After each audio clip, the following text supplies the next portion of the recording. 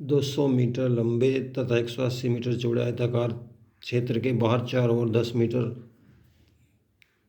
10 metre रास्ता है। रास्ते का क्षेत्रफल ज्ञात कीजिए। माना यह एक आयताकार क्षेत्रफल है, चौड़ाई 200 मीटर और लंबाई 180 मीटर। खेत का क्षेत्रफल बराबर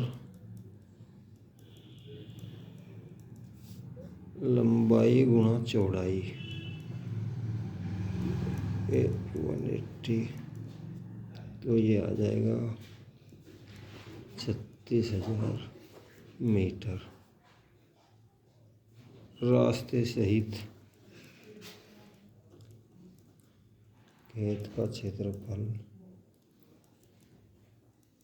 बराबर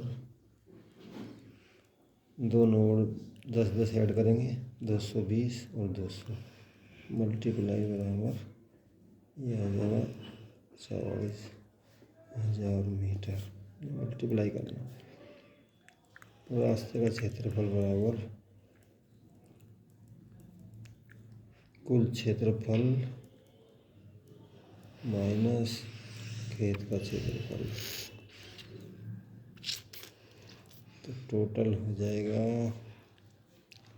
40,000 माइनस 36,000 बराबर 8,000। Done answer.